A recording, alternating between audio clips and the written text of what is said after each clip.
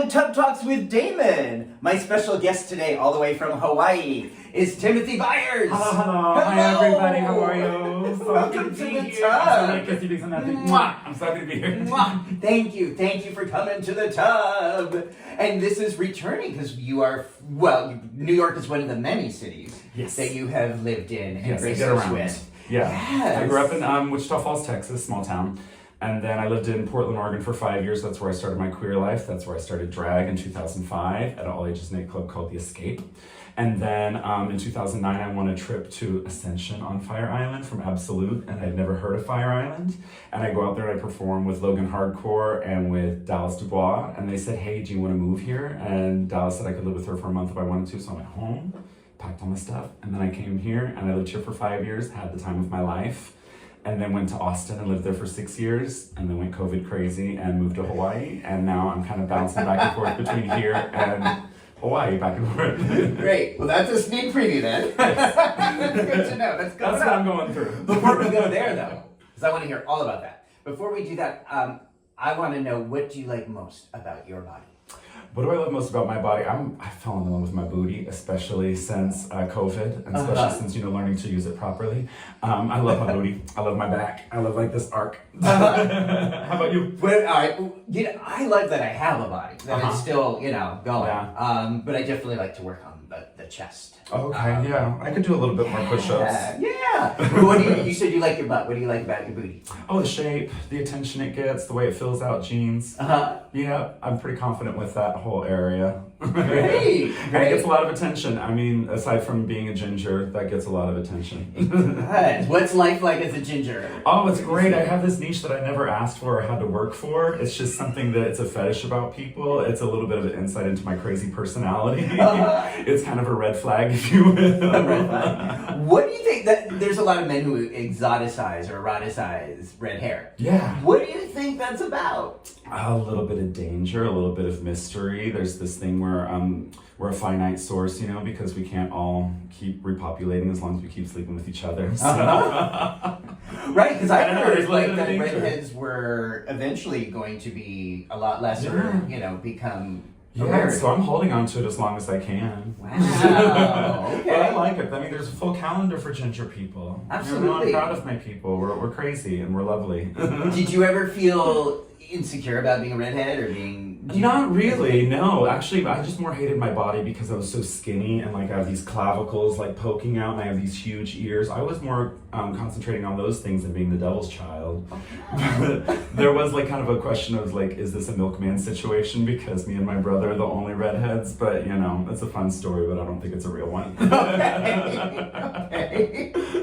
So now let's go back a bit. You said you were born in Texas. Yeah, well, I was born in Georgia. Born in Georgia? Yes. We moved a lot as a kid. I lived in Germany for a few years as a kid, Memphis, Tennessee, Marion, Arkansas. Were you an Army family? We were Army, and then my dad works for Burlington Northern Santa Fe Railroad now, and they actually moved him a lot more than he did, or than the Army did, so... Yeah. So you were moving around a lot. Yeah, and I think that's what I like. Objects in motion stay in motion, and the world is a huge place, and I always had this curiosity. And while I never got, again, I kind of told you earlier, I don't get to have roots many places that I go. And so I had a fascination with the people who did grow up places, who have lived somewhere a long time, because I'm kind of on the outskirts, on the fringe of watching these people who have roots, but at the same time, I'm like, gotta go. This is fun. How many brothers and sisters? I have an older brother, I have a younger brother, I have a younger sister, and we have a couple of god brother and sisters, and then everybody just calls mom and dad. From church to now, we don't go to church anymore, but they come to the gay bars and to the drag shows, and everybody calls them mom and dad. They were just at Fire Island this summer with me. They've been at Fire Island twice with me. Your brothers and sisters? My mom and dad. Your mom and dad? Yeah, but me and my sister are very close. Me and my brothers don't talk anymore, but I love my sister. We got through life together. Wow. So you're the second of... Four. Yeah. Okay. So it was the parents and the 4 kids moving a lot. Yeah, absolutely. And in a tiny car. I mean, 4 kids in the back seat. In a car. Escort. Yeah. When I grew up, we did start very humbly. We were in a 2-bedroom trailer, then moved up to a 3-bedroom trailer, moved to a gorgeous house. And my parents always worked and worked and worked to give us better and better and better. And now we get to take vacations together, and they have this beautiful place in the Columbia River Gorge that I get to go escape to every now and then. It's a great testament to how hard you work, how bad you want life to change, kind of thing, and they just never stop trying to make a better life for us. So when you're moving all the time, you've often got to figure out how to fit in a new place very quickly. Yeah, and especially like places like New York. I moved here when I was 22.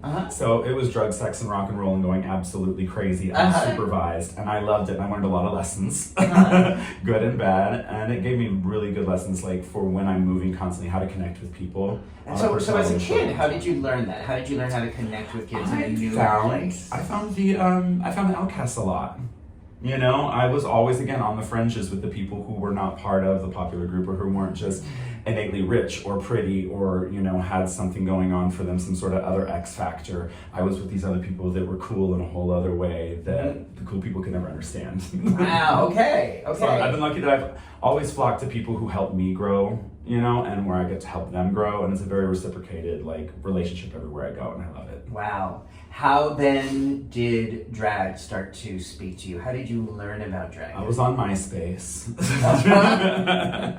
And I didn't get to be gay in Wichita Falls, Texas very much, except for like right before I moved to Oregon. And when I decided I wasn't going to go back in the closet, so I decided to actively look for other gay people. And I found this queen, and she invited me to go out to the all-ages gay nightclub. Had the time of my life. How old were you? I was 17, going on 18.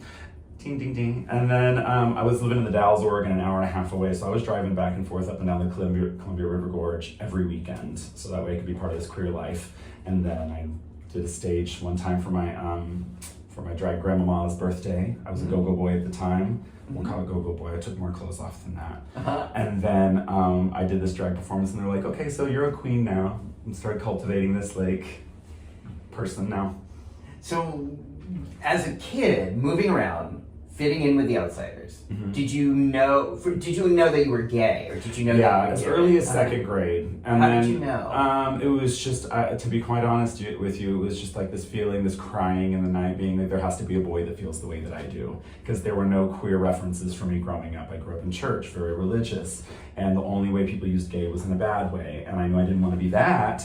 And then I saw two guys holding hands at a Walmart one day, and I was like, that's what I want to be. And then everybody around me starts making fun of them, and I was like, that's not what I want to be. So there was never really a permission to be myself. So until I was 17, I fought really hard. I got it tattooed on my chest, not to be gay, not to be a sinner. And that's what this tattoo flee the desires of youthful lust and pursue righteousness and faith, along with those who call out to God in a pure heart. So that's what that represents, was don't be gay. Do not be on gay. My chest. So if I take off my shirt in the heat of the moment, I'm like, oh, Jesus is watching. We can't. But it turns out you can turn the lights off or lay on your belly. How old were you when you got that tattoo? 14, 15. Now, did someone recommend that to you, or that was just your decision? Wait, how does a 14 or 15-year-old get a tattoo? We were in Missouri. Oh, okay. Because in New York, I think you have to be like 18. Yeah, well, my mom got hers at the same time I got mine. She got Tigger jumping out of her pants, and I got this thing, not to be gay, which is funny because my great aunt, she went up and she like pointed at this like sun with an upside down triangle and a rainbow, and she was like, get that one. And I was like, why would I want this rainbow? I don't even like rainbows. Instead, I went ahead and got this because I wanted so desperately just to be normal. I wanted to be straight. I wanted to be God-fearing. I wanted to go to heaven. I didn't want to go to hell. I didn't want to be a homosexual that everybody made fun of my whole life.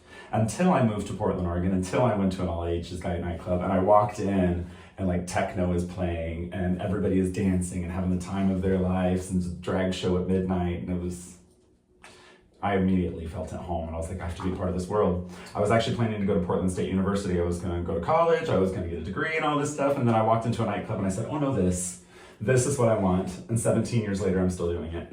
How old were you when you walked into that nightclub? 17. So wow. I guess 18 years later, this December will be, you're like half your life. Should be legal. I know, right? Well, I spent half of my life not being me, and I've spent half of my life being like my favorite version of me. Beautiful. Yeah. What nightclub was it? It was the Escape nightclub. It was a queer all-ages nightclub in Portland, Oregon. It's shut down now. It's sad, but many amazing people came out of there. Not just like DJs and drag queens, but we Thursday, Friday, Saturday, Sunday got to be ourselves. The average age at this club was between 14 and 19 years old. So, wow. It was a juice to youth. Absolutely. I went had it's still operating right now, but the club at the time operated the oldest queer underage title, Rosebud and Thorn, and it was the hottest guy and the hottest queen, and it was community voted. And then the other half of the year we had Leather and Lace, and that was the hottest lesbian and the lesbian partner, and we ran shows for the whole year. We got to throw theme parties. We got to if the line was around the block, you were having a good rain. You were everything. And wow. I got to be part of that legacy. In fact, Jinx Monsoon crowned the girl who crowned me. Uh-huh. There's other famous people who want Luanda Kentucky Jackson, Poison Waters. There's been a whole slew of girls and guys who've come out of that club and gone on to do some amazing queer things. So 17, you walk in, and it almost sounds religious or spiritual. Sure was. It was a church. I mean, the way that I grew up in church, the way that I connected to music got me through religion. And so immediately the music and the experience of walking into a club made me feel immediately comfortable with myself. That is beautiful. Yeah, and it was pretty great because it wasn't just like this shallow, superficial, we're going to a club looking good and we don't care about each other. We lived in a studio apartment, 6 or 7 of us, collecting cans so we could get into the club that night. We would do a show and then we would go to McDonald's and kind of split our money between getting food and sit there and talk about the club and getting ready for the next thing. And Mama cared a whole lot about our queer education, so movies like Torch Song Trilogy and Tu Wong Fu and Soldier's Girl. Yeah, she gave us our queer education on that.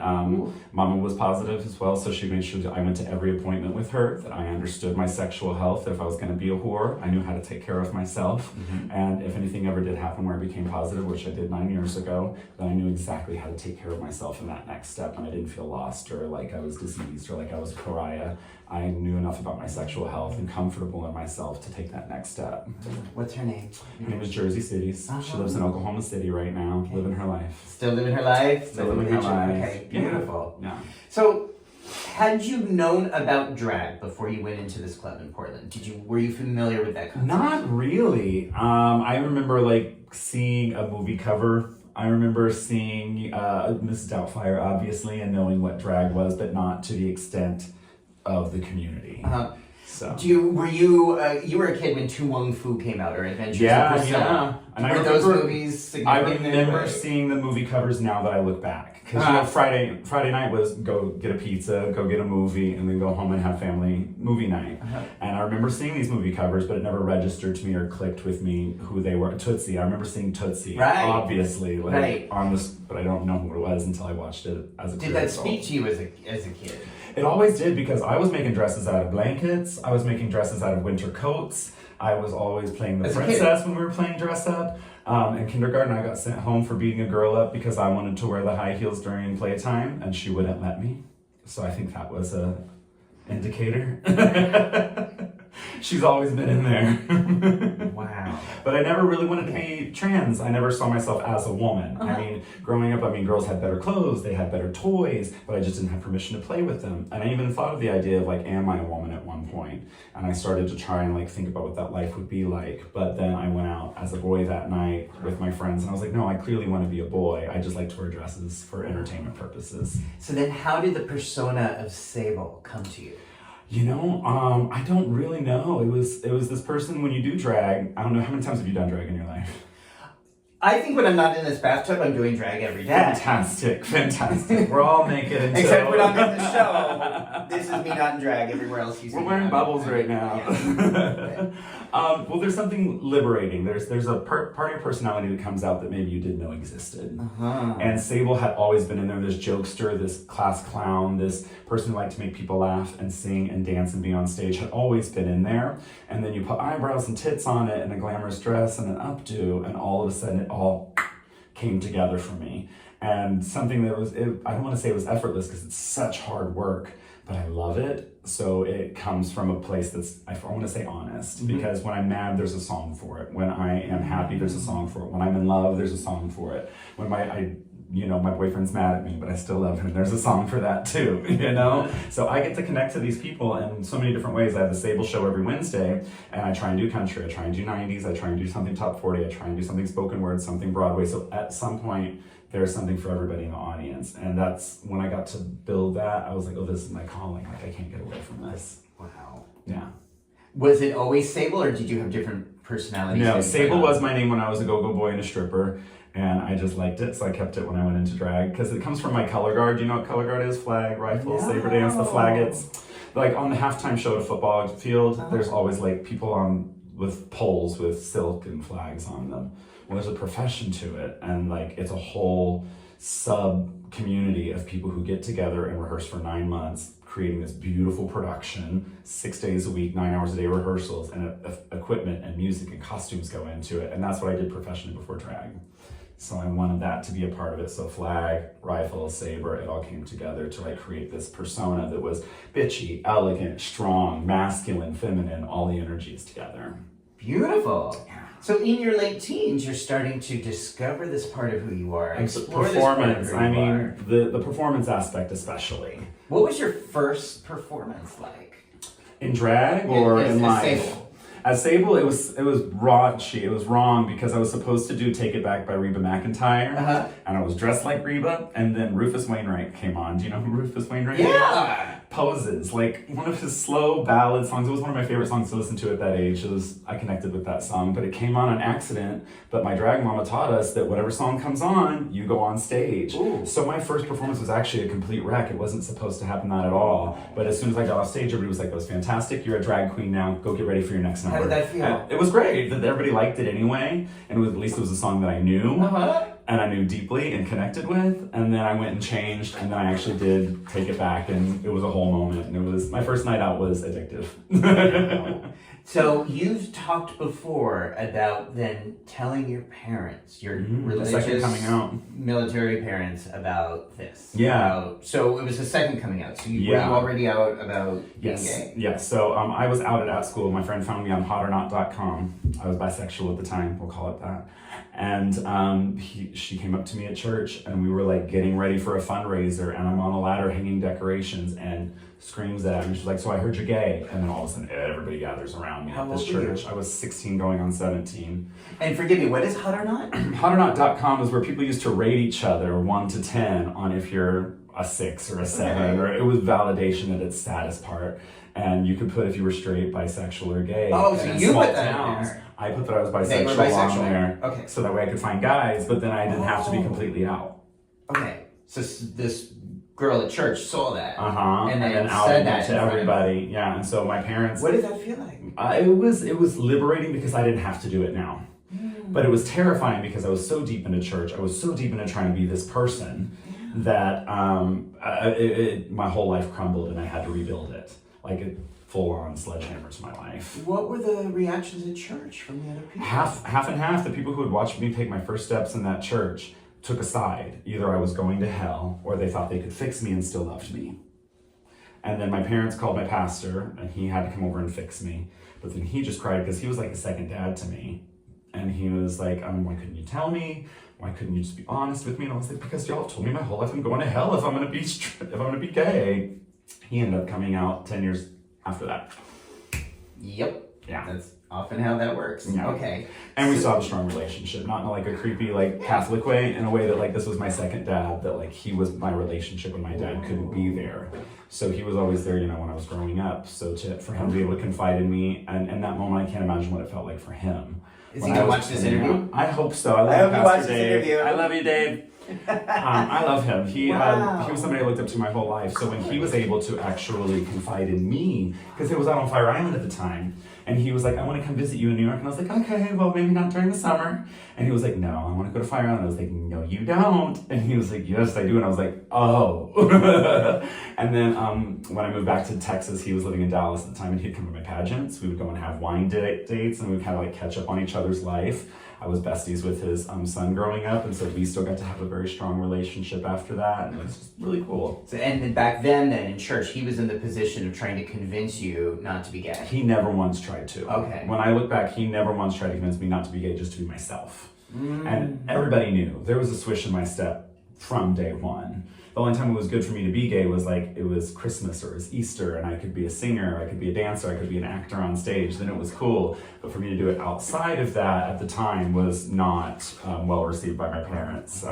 So when you did come out to your parents the second time as someone who was doing drag, performing, in Portland. We were what still, was their reaction? We were still in like this transition of going from them accepting me as gay in the first place. They were still going to church at the time, still struggling with their own religion and how they felt about it morally and their upbringing. They had to re-question everything that they were taught, because I'm the first out homosexual on either side of my family. There's been several others since then, but you know, the doors have opened, I don't know. It was kind of we had to rebuild our whole relationship. It took 8 years. So when I told them that I was doing drag, they didn't want to see pictures, they didn't want to know about it. All of a sudden they could see pictures. All of a sudden one day my mom is at my show when I'm hosting at the Empress Avenue on a Thursday night. Boom. Oh, I've been there. I love that. R.I.P. Empress. Did you know she was going to be there? No. So and then she was showed there up all to the the time, show? yeah. And then it took a while to convince to get my dad in. And that night I was doing I was naked for my opening number. I was doing a Sweet Pussy Pauline mix, if you remember her.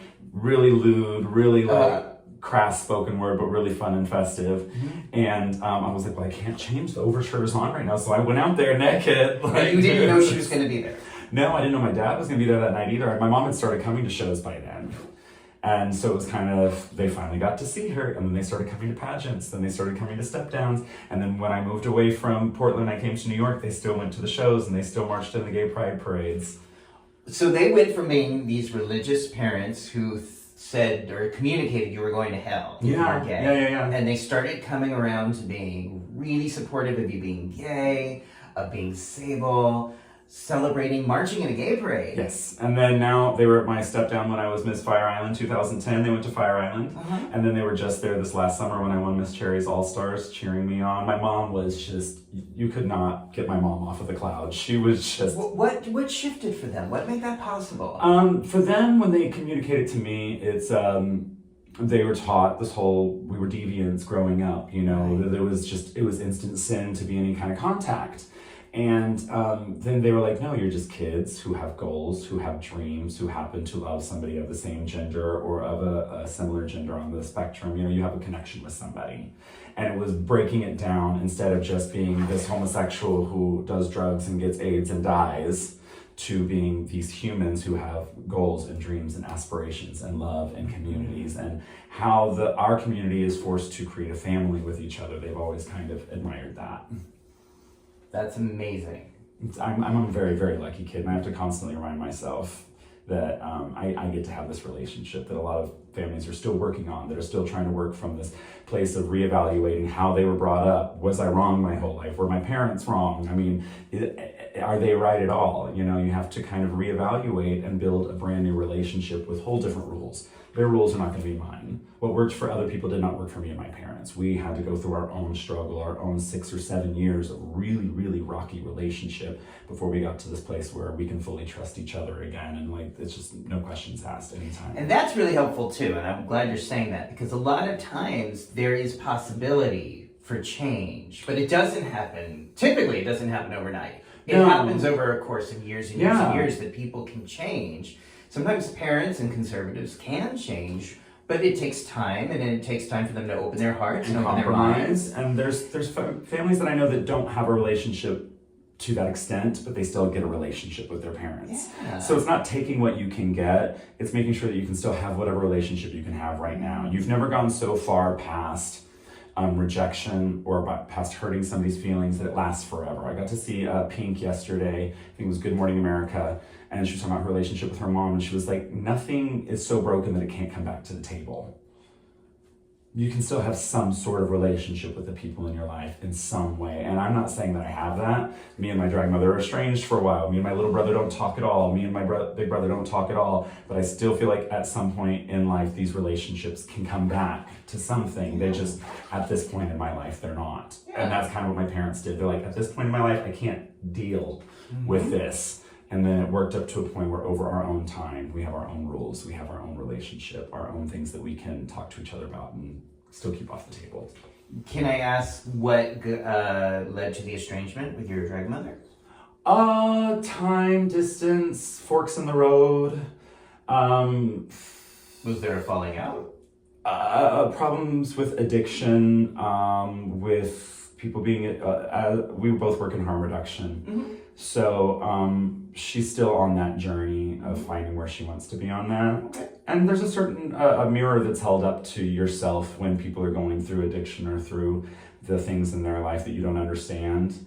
And I think that we're too alike in a lot of ways. And if we're around each other, it's kind of toxic sometimes. So we have the best parts of each other. Our history still exists, but our present is still disconnected because we're trying to find that moment to come back to the table to reconnect. And she's reached out to me a couple of times, and I'm stubborn. I'm a Taurus. I'm a redhead, and I. We are stubborn. And over my own time, I really hope to reconnect with that amazing person. But at the point, we are not compatible at this point in our lives for having a steady relationship. Okay. I made peace with that. I know that they kind of haven't yet, and I'm hoping that I can release some tension and some stubbornness in the near future, because I don't want to hold on to something for everything. I've already lost friends that I was estranged with, and I don't get that chance to say I love them anymore. So maybe after I get out of this bathtub, I might text them back. Okay. Maybe. Maybe she might watch this interview. Maybe. She might. Still love you, Okay. Mama. Okay. So then you came to New York, which is where we met. Yes, we met.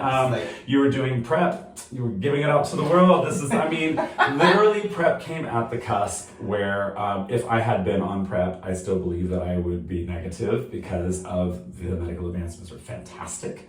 But I was playing with, again, drugs, sex, and rock and roll in this really rebellious, I don't want to say self-destructive. It was a party phase of my life where I just knew there were consequences, but I didn't think them all the way through. I was educated, so I knew I had a backup plan, but I was still being very reckless with my decisions. Mm-hmm. And so did come up positive, but still preached the good word of prep because I believe in it. I still believe that in what it does, but hand in hand with that is taking care of myself afterward, undetectable for 9 years, undetectable, untransmittable, spreading that good word too. So when you say reckless in drugs, were you talking meth? Yeah. Everything that was not injectable. I loved mushrooms, psychedelics, acid, and mollies, and ecstasies, and things like that. A little bit of meth whenever I was being really super self-destructive. And then you see it start to ruin other people in your life, and you start to realize that there are better ways to relieve tension, to get to be a party animal, to harm reduction. I'm not trying to eliminate, drugs, sex, and rock and roll from my life, but I am trying to eliminate the ones that hurt me or the people around me. Right. What was the self-destruction about at that time in your life? Not believing that you're a value, worthy of love. Also, if I go down this path where people believe that I'm already this person, then I don't have to become that person. Does that make sense? What did it become? Because maybe believing that this is what homosexuals do, maybe just trying to experiment with, I've been in the closet for so long that, it's a slingshot. The further back I was pulled, the further I wanted to go. I just want to try everything. It's a big world. And I think there's a healthy balance and a way to do things. And I was finding that balance, going way over the line sometimes and still trying to find the line sometimes. And I'm still doing that at 35 years old. The struggles are not over. The experiments are not over. But I was going wild in every direction, trying to figure out who I wanted to be and what my limits were. Was that though? That sounds like often a really natural, pushing the boundaries, something a lot of us do, especially us towards. Yes. But you also use the term self-destruction in that. So I have to have my life together constantly as Sable, as somebody whom people put you on a pedestal as a figurehead. Suddenly you have an expectation. You have to have your stuff together. Don't be drunk. Have the right answers. Do the right amount of fundraising. Do the right amount of community outreach. Look this way. Sound this way. Act this way. And maybe it's just things that I projected back on myself that I thought people expect from me, and I still think that people expect for me to be a certain level of flawless. And those moments where I got to be crazy, there were no rules. There's no repercussion in the moment. There's no bad feeling in the moment. The 2 days after suck, trying to recover from it. But I had these windows to be insane with myself, to really push boundaries. And I think I just wanted to embrace the chance to be reckless. Mm-hmm. So was there pressure for Sable to almost be, this perfect figure? Yeah, and I want her to be. I want her Tim to was be rebelling against that. Absolutely. I think I told you a little bit when I first got here. When COVID hit, I went crazy. I went nuts. Like, it was great because I got a month off for the first time. I got to see what I look like with a beard, what I look like with chest hair, and I liked it a lot. But then I started to see other holes in my life that I've been using to fill nightlife, Sable, my job, trying to constantly push myself to be busy, to be successful, to be the best version of myself. And then when COVID stopped and I was like, well, I haven't done anything for me personally. It's all been for Sable, it's all been for community, it's all been for club, it's all been for everybody around me. So I didn't know what I was doing for myself.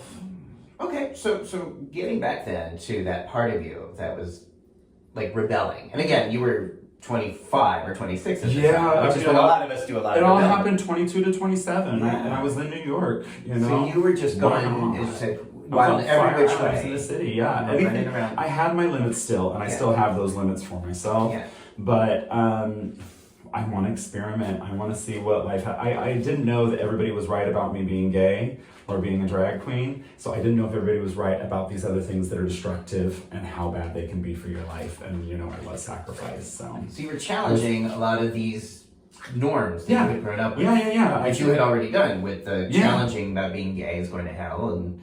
And you were pushing and learning. And I wasn't being really honest with myself on why. You know, when you asked, was it self-destructive? I mean, obviously I knew that it could lead to worst case scenarios in a lot of points, but those are just the worst case that I was told, you know, from people, from their experiences. Worst case meaning? I mean, we've lost people who have overdosed because they didn't know their limits. We've lost people who have overdosed because they thought it was so bad that they had to hide it, that they had to do it alone. And most overdoses happen when people are by themselves.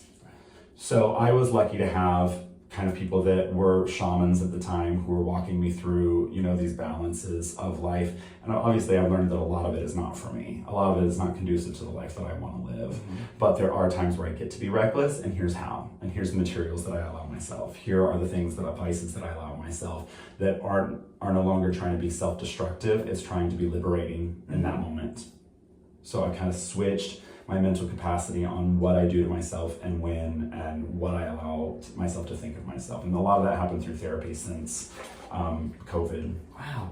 Okay, so what I'm hearing, and this really resonates for me too, is that when we grow up with certain lies, cultural lies, like being gay is a sin or being gay is wrong, what we often tend to do then as gay people is say, like, then if so much of what I've been told or lived my life by is not true, what is true? Yeah. And maybe all this other shit isn't true about drugs. Yes. You know, I mean, I know that was a big part of my 20s, was like pushing all that. I've seen worst case scenarios. I've seen people die from it. I have seen people lose their life, their mind, everything around them, trust in their faith and their families, and it does lead to some really, really sketch places. So what's the limit? You know, what do you allow yourself? And some is of it always bad? Yes, if you do acid every day, it is bad. But once a month, once every other month, to kind of unlock parts of my brain I don't have access to all the time, to feel things I'm not allowing myself to express. More times than not, if I'm on mushrooms, I'm crying because I'm happy and I'm sad and I'm figuring myself out for the first time in such a liberating way. I find myself crying a lot, whether I'm laughing or whether I'm sad. Just because I don't allow myself consciously to express all of those things fully. So I get it all out in the moment. And a lot of the experimentation, of course, is the people that you're around and wanting to still be cool on some level and still wanting to hang with certain people on a level and at least try it. And if it's not for me, that's fine.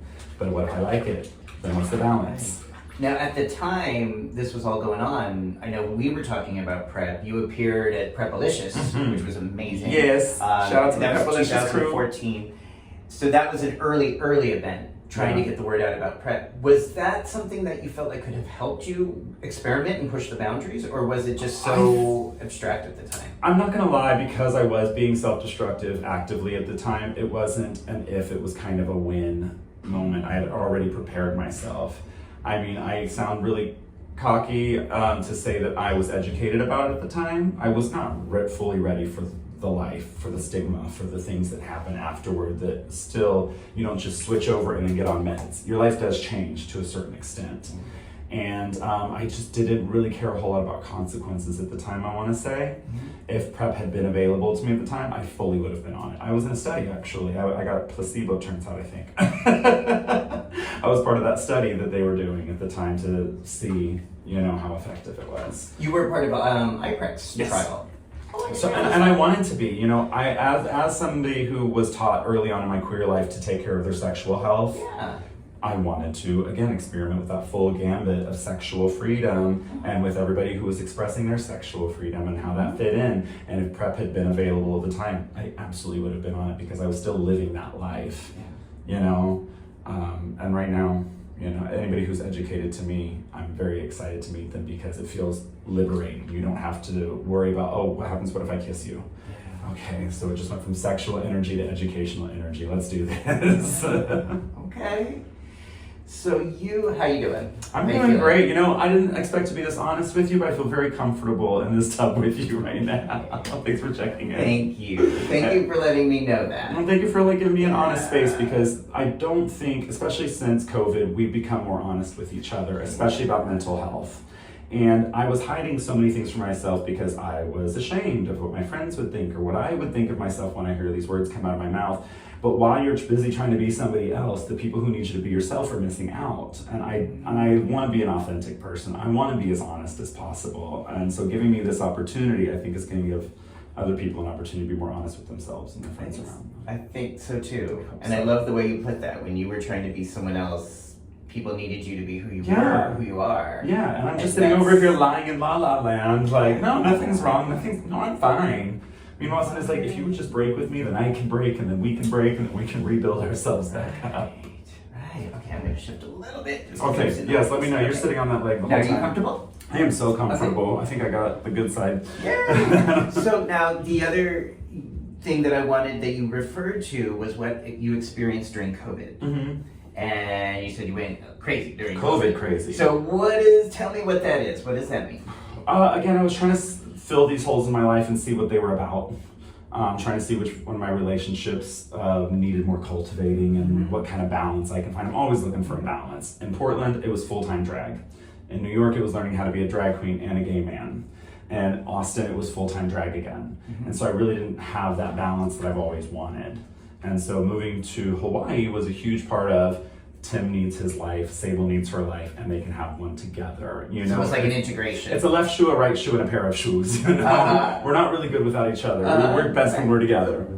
You got it? Yeah. You got it? I'm gonna grab it. I'm gonna get some water. Keep going. Okay, so I think what really made me go crazy was the open close that we did for a second. When we opened, I was like, yay, let's get back to life. We had our little breakdown during COVID. We've learned some lessons that we can apply. You were in Hawaii. I was in Austin at the time. Austin, okay. And then the second time they closed us down, I immediately had to get out of there because I couldn't go back to a couple of walls, and I wasn't doing therapy at the time. I wasn't talking to my friends at the time. I was racking up a really good liquor bill.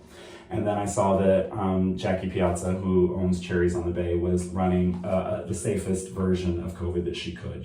2 hours sitting, 10 feet apart. Her staff was not allowed to go out and party. We were trying to give people their summer to give some sort of sense of normalcy, but in the safest way possible.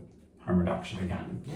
And so the I saw timeline, and I'm her doing asking, that. because New York and Texas were really, really different. So Yes. when you say things shut down in like March of 2020. March is when we shut down, and then May we tried to open back up, and it May didn't of work. 2020. We went back in for June, Okay. and then they shut us down again, and then by July 7th, I was on Fire Island So bartending. this is waiting what to really open. went with your mind. It really was did. the closing, the opening, the closing, the opening. Yeah. And then, all right, see. And then after Fire Island, I intended on going back to Texas, but I wanted to move again. I wanted to explore the world again. I wanted to get back on the road. And if COVID hadn't hit, I would still be in Austin. I loved my family. I loved my house. I loved my friends. I loved the town. I loved the club I was working at.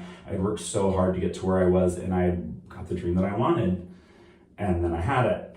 And then I didn't know what to do with it after COVID kind of happened and opened this possibility that I could move again, that I could explore the world again, that I could, kind of have another chapter, I guess. And it hurt because I really loved Austin, and there was no way to break up with a city or a people that you love. There's no good way to do it without feeling a breakup is a breakup. There's a broken heart there.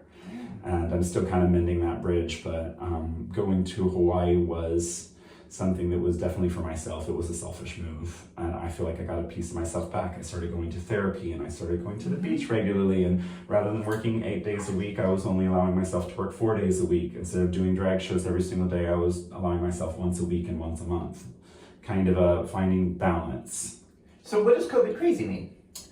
I just couldn't handle the walls. I couldn't handle the people I was around. I couldn't handle who I was. I was starting to get really negative Nancy and antsy. And I think a lot of people just experience where they wanted out of their house.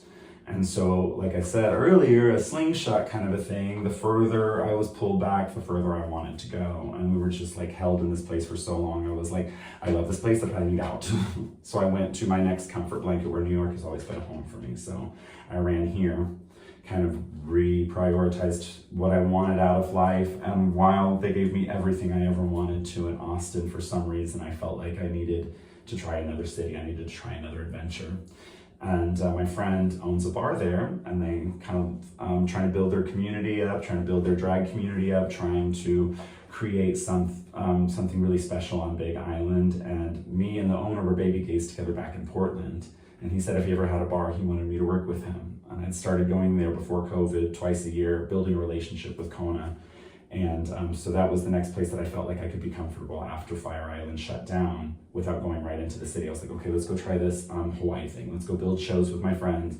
Let's go live life on the beach. Let's have this piece about us somehow before we start to work hard again. And now, in the last year, the world is opening back up in a whole lot of different ways, and so I'm back on the road again, and I'm starting to travel again, and it's starting to feel like a life again. So I don't feel as crazy because I've kind of worked through the self-destruction. I've worked through not being able to talk to people or being honest with myself. Still figuring it out, but I feel like I can actively get back into the world again. I want to see it all. Wow. Okay, so that COVID crazy just is kind of refers to being in your apartment in Austin, locked up, yeah, and just not being able to handle myself, drinking way too much, just missing life, missing my friends, not knowing what balance I wanted to have when I got back. Do I want to go back to doing drag full time? Do I want to quit drag? Do I want to start a whole new career? Do I want to stay in this city for how long? And all of those questions kind of drive me crazy because I'm terrified of being an adult.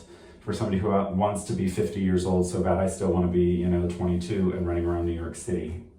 So I'm very complex in that kind of way.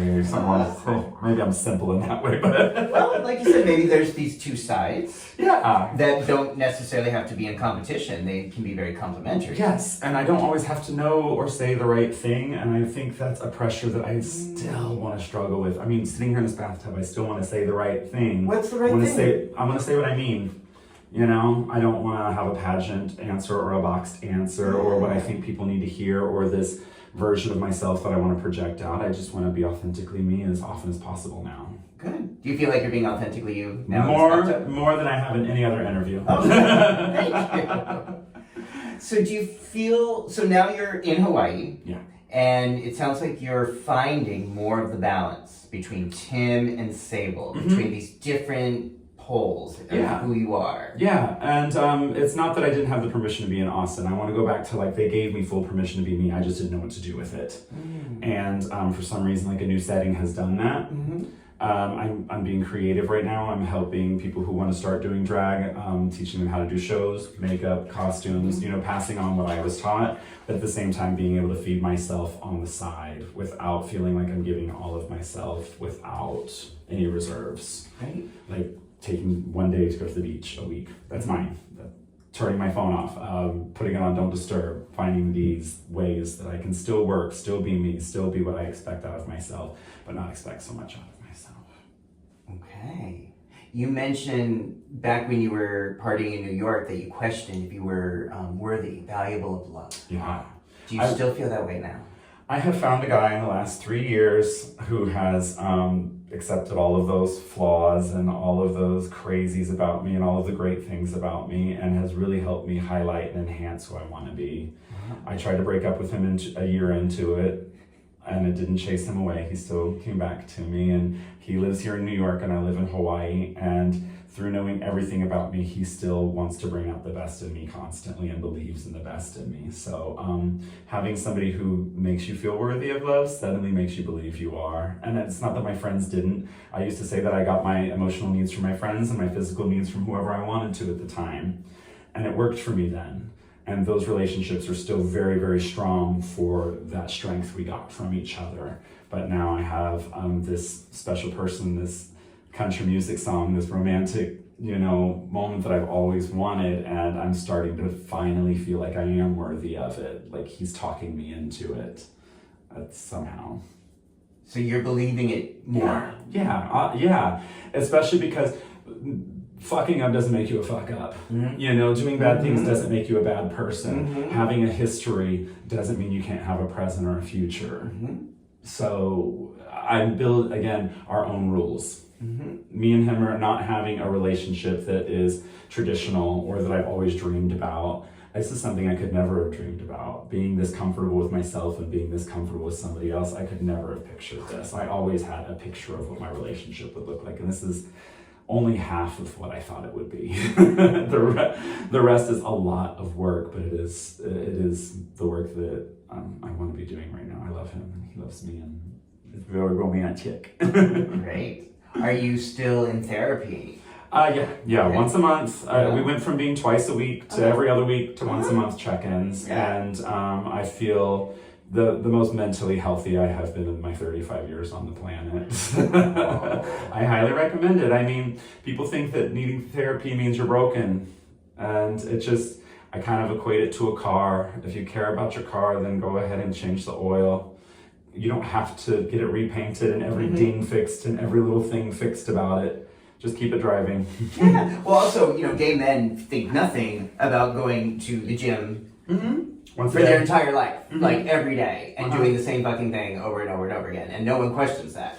But people question that idea of shifting attention from the body to the mind to the spirit, even once a week or once a month. Yes. There's still stigma. And I needed, there was a time where I needed my therapist on constant call, because once you start breaking down that wall, once you start poking holes in that dam, like it comes out. And I had a lot of work to do that I had been ignoring and band-aiding and patching up for so long. And I don't know that I acknowledged at any point how much help that I needed, because I didn't believe I needed it. I believed I could handle it. I can take one more thing. So it's back to that Sable perfect. You got it. I can do everything. I say all the right things. Everything's fine. I got this. Wow. And once That's I a lot kind of of started saying I don't have it, I need help. And I wish I had been honest with more people closer in my life at the time.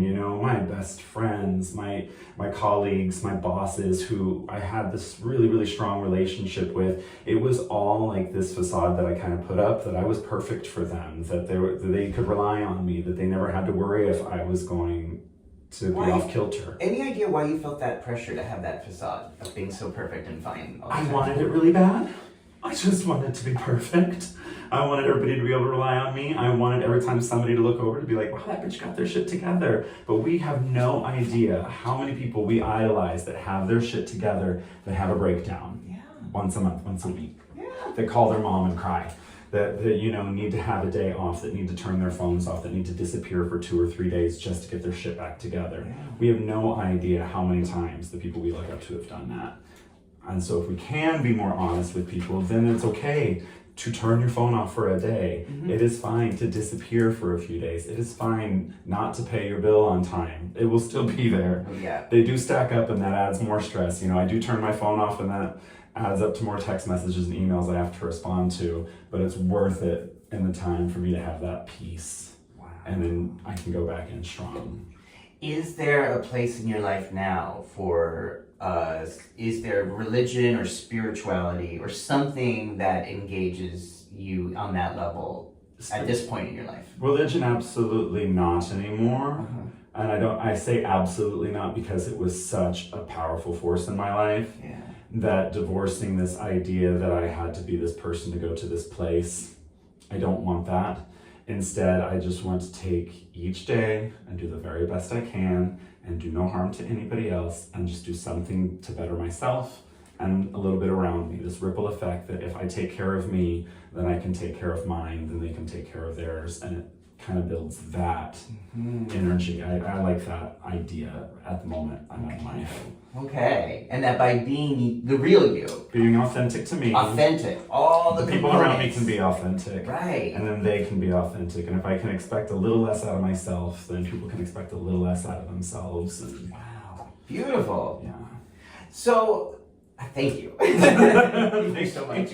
That is so important. And mental health. And are you? I'm great right now. Okay, is so important. And I do think, especially in the queer community, a lot of people feel that pressure to have the facade. Maybe less so with COVID, and maybe that's one of the silver linings of COVID is that a lot of that facade has been broken down. I feel like apps like BetterHealth came out because of that. Yeah.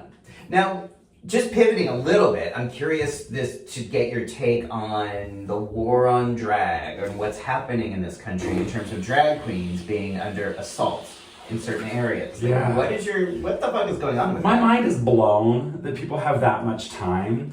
Marty Gold Cummings, who I absolutely love from this city, is doing some very good work on it. My friend Athena Sinclair is doing some amazing work in Arkansas on these fighting back. And it's just more like bringing a light to, are you fucking crazy? Are you so bored with your life that you're coming after these things that really don't affect you? I have this thing where I don't like peanuts in my food, so I don't get peanuts in my food.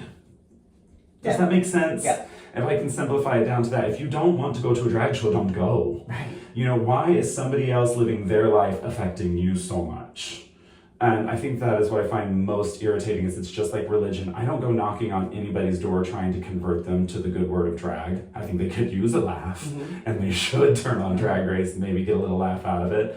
But I'm not going to their church screaming at them to shut down this self-deprecating kind of a mentality they gave me.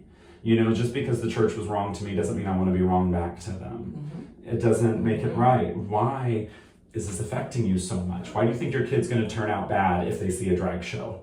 What is your issue? Well, it's the fear, right? And this is what I feel the fear like. of unknown. Well, And they have to challenge what they think. I think it feels like a red herring in a lot of ways. Yeah. I just feel like it's only the surface. But It's dangerous because I've seen what people with that kind of hate can do. right, I mean, We've you're doing seen time and time. it recently. We have seen what in Soho. Chelsea Library. I'm like, You know, there was a whole insane, not like almost violent protest at the Chelsea Library against drag queens having. we reading had to tickets. stop one in Kailua. Yeah. We had to stop one and move it because they were afraid of people's well-being. Yeah. So we moved it to another location that was a little bit more off the beaten track, that was not in a whole lot of, kids' way. Like you had to go out of your way to find us. And 14 of them still came out to protest and stand in front of this theater where 400 people showed up in solidarity and had a good time. Yeah. And that's kind of what I want people to take away, is it takes 10 of them to be very, very mad, but we're an army of people with love. You see it every pride. God hates fags. There's 5 of them. But we have this parade of 15,000 people, and that's what they're most terrified of, is that somehow their hate is not going to win. Somehow their bias, their prejudice that they were raised with is wrong. That they have to reevaluate and do some work on themselves. Which you have firsthand experience with. Yes, Is absolutely. the bravery it takes to question that, but it can be scary to question that. Yeah, I mean, I never wanted to be wrong. I never wanted to be this person who had to go through this many struggles just to survive and be happy. Yeah. And I don't want that for anybody else. Have you been threatened in your work? No, after this video I might be, but no, I've been really, really lucky that most of the time, 99% of the time, I'm met with love. If I'm walking down the street and somebody screams a slur, well, let's just see how fast I am on the comeback. I have no tolerance for the hate anymore. At my show every Wednesday, I started with "Don't be an asshole." There's enough assholes in the world. You don't get to be rude to my staff. You don't get to be rude to each other. You don't get to be rude to me, or you don't get to be here. Because this is a place of love. And I hate to seem intolerant toward anybody who might be having a bad day or is still coming around.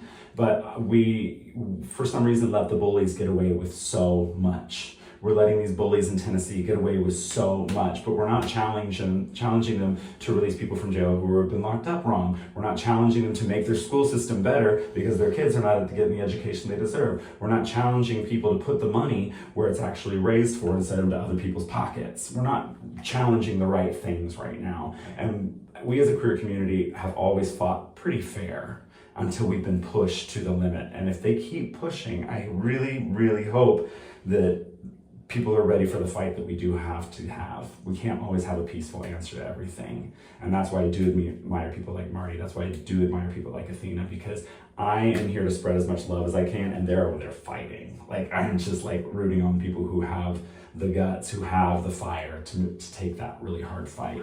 But if it goes any further, we're all going to have to be fighters. We're all suddenly going to have to go to boot camp and learn how to fight this smart so it's effective, so that it builds a better future instead of like feeding more hate with hate. Absolutely.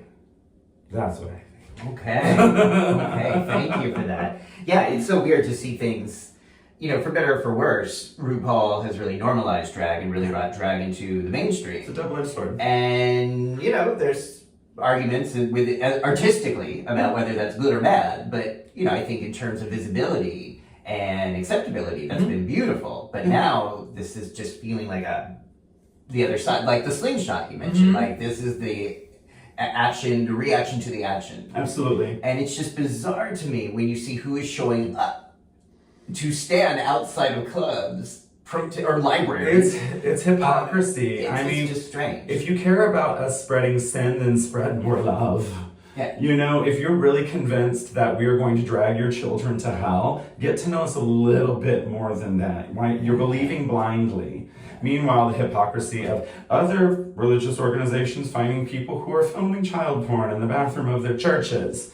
Why is that a blind eye? Why are the facts being ignored there, while the truth of the fact that we have never been caught doing such things? Right. Jared from Subway got caught doing worse things than a drag queen has. And no drag queen has ever walked into a school and shot anybody. No! We don't. Which is something We don't carry guns even. Like, I know queens, we would rather carry a taser than a gun. Yeah. Why do these people think you're after them? Why do you think you're so important you need a gun? Yeah. Nobody's that interested in you. Yeah. And maybe that's what they're most terrified about, that they're irrelevant somehow.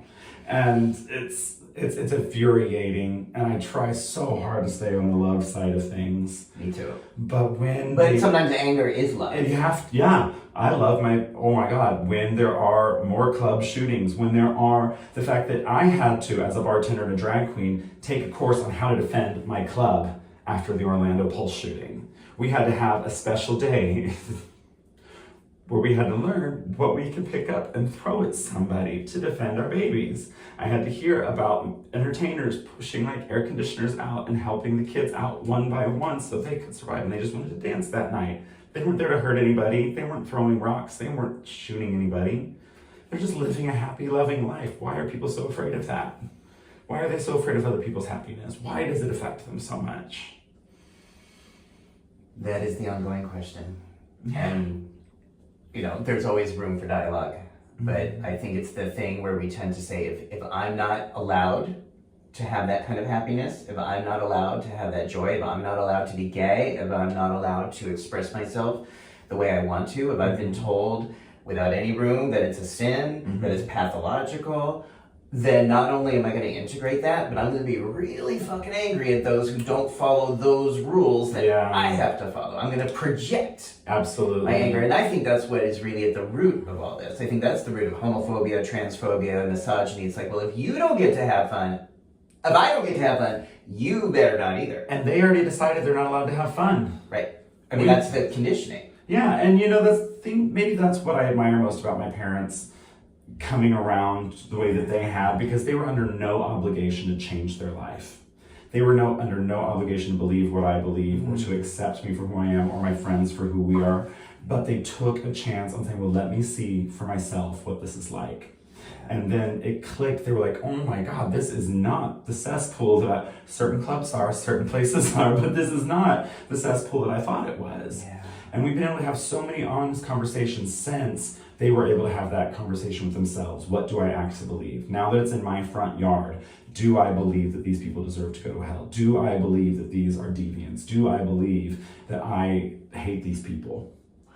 They actually, good for your parents. Thank you, Mom and They Dad. really, I think, represent some of the best of humanity, is that willingness just to challenge their internalized conditioning, their willingness to open their minds and open their heart and say, And she knows her limits. let's see. Yeah. Mom's not going to the Dick Club. When I go back to Portland, when I go from CC Slaughter's doing my show or Darcel's doing my show to Silverado to Tip My Dick Dancers, that's where we say goodnight. We have found our limit. Yes. We smoke weed together, but we do not do any other drugs together. Wow. You know, we've had honest conversations about our drug use. That my mom told me what she did when she was growing up and then stopped doing, you know, to go to church. And then I've told her, I said, look, I've done these drugs, I don't do these drugs, you know. And I'm able to have this conversation with her that we don't ask questions we don't want to know the answer to. Yeah.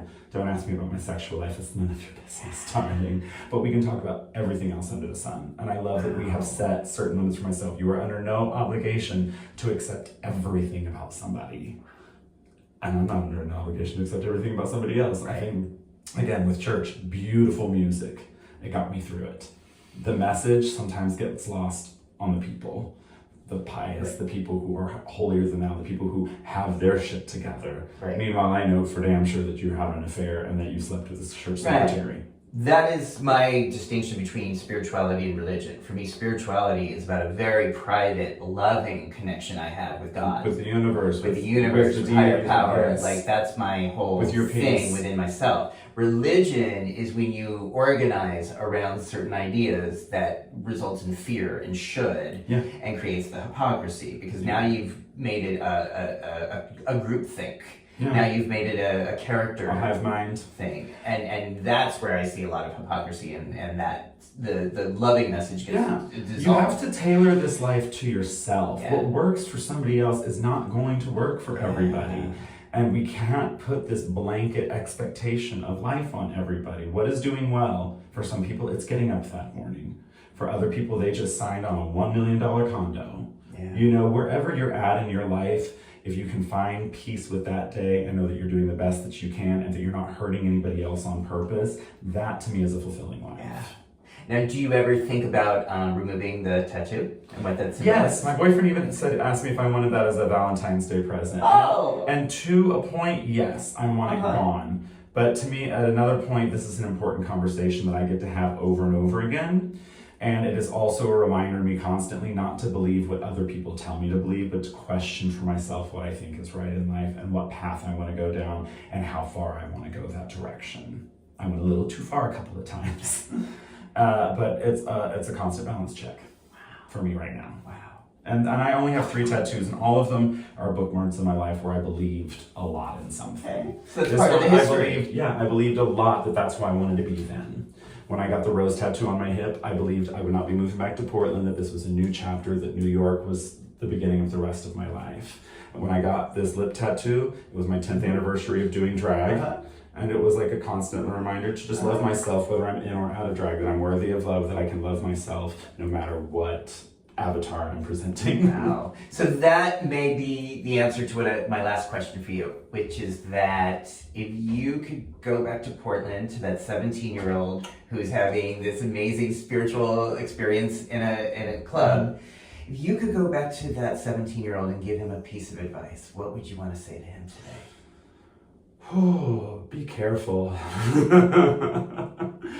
I would really, really want to hate myself less at that age, because it took me way too long to love myself. And if I can start being honest with myself at 17, if I can start breaking down that wall that I had already started building then, I think that I would have taken less self-destructive chances. You know, I'm grateful for my journey. There's several parts, 90% of it I would never change, but there are nights that I put myself through that I didn't have to, because I still hated myself to an extent. So if I could teach myself to love myself, to soak up this energy, to only find the love and the light in places and stay away from the self-deprecation, I think that would be the one thing I would give myself as a mantra. Love yourself a little more. And are you following that now? Actively. actively. This is not something that is clicked. It is not a muscle memory. It is not something that I succeed in every day. About 2 months ago, I had one of the biggest breakdowns I've had in 2 years, and I thought that my work was done, and it's not. I am constantly trying to improve myself and how I treat myself. Okay. Thank you for sharing that. Thank you. And it really points like it's not linear. This is going to be something we're all working on. We got a long life ahead of throughout us. the course of life. Yeah. Right? Yeah, and it's going to be work, and it's going to be worth it. Yeah. But again, I say to, it's just like the gym. It's like we don't think anything about saying, all right, if I want a healthy body, if I want to stay fit and use my body, then I have to work out throughout my And life. people say, I don't have time. I make the time to go to Starbucks. Yeah. And actually, sometimes my therapist, my check-ins are only 15 minutes. Mm-hmm. And that doesn't mean that I have nothing to work on. Mm-hmm. That means at the moment I'm good, babe. Thanks. I'll text you if anything changes. But here's the update, and I will see you next time, and I keep that date. All right. So then we're going to keep thinking about more love than hate, Absolutely. more love than fear. And give yourself a break. Give You yourself are a not break. expected to have all the answers. You're not expected to say everything right. If you expect those things out of yourself, give yourself a break every now and then. Right. This is why I keep in mind the symbol, the yin-yang symbol in Buddhism, right? Because that represents that we must have one in order to have the other, that we must be able to experience sadness in order to truly experience joy. We must be able to fully cry in order to fully celebrate. And, maybe we must fully embrace Tim in order to fully embrace Sable. Like, these are both components of who And you in the are. yin and yang, there's still a little bit of the other there. So even if your happiness, yes, sad can exist. Even if you are the saddest you've ever been in your life, there is a little bit of happiness in there, On Steel Magnolias, Dolly Parton says, laughter through tears is my favorite emotion. Yeah. And I cannot tell you how relieved I am the next day after I cry it out. In the minute it coming out, it doesn't feel so important, One time I was on the phone with my dad crying harder than I have in a long time because I was just lost. And then the next day, it was better. It wasn't best, but it was better. And I felt like the rubber band snapped a little bit and I could just breathe because I wasn't being pulled so tight. Beautiful. Okay. If people want to follow you, learn more about you, see your work, see Sable, what's the best way for them to do that? So if you are in Hawaii, come and see me on Big Island. I'm in Kona. I'm on the west side. I work at my bar. That's where I bartend. That's where I do shows. And what's the name of the bar? My bar. My bar. Oh. My bar Kona. Okay. My bar is your bar too. Okay. And then on social medias, my Christian name is Timothy Byars. On Instagram, I'm at Sabel Cities, SabelScities. But again, I was more honest in this than I have been in any other interview, and I'm really grateful that you gave me the space to do that. And I really hope that if anybody has a question or a confrontation or wants to talk about anything further, reach out and let's talk it out and let's find a common ground on it. Thank you. Thank you so much. Thank you for watching. And if you like this interview, I'd say think about, as you're watching this, what are your back and forth? What are the different parts of you? Are there any parts of you that you put down or shun, or any parts of that balance between love and hate that are relevant for you in your life? Because I do think it's finding that balance and embracing all of those parts with love that we find that path through. Even the part of me that I felt was destructive, I loved that person to an Yeah. extent for their adventurous spirit. Yeah. Yeah. But right now I love me for loving me a little bit more. Yeah. In my 50s, it's just all about embracing the absurd. Your 50s are amazing. Oh my gosh. It's just like being able to do a bathtub interview is not something I could have done at any other time in my life. Yeah. Because now I'm just so into what I find absurd. I think I'm fucking ridiculous sometimes. And instead of being ashamed of that, I'm just like, yeah. I was able to Here we let are. my hair down. You get me in a bathtub Yeah. and ask me any question. I guess this is the perfect place Yeah. for it. So if you'd like to subscribe down below, watch more episodes of Tub Talks with Damon, and I think we can just continue to think about ascending with mental health, spiritual health, and community and play. Yes. And thank you for taking that time to Thank you. speak with me. All right, everybody, have a great afternoon. Thank you. Or night. Or morning. Bye.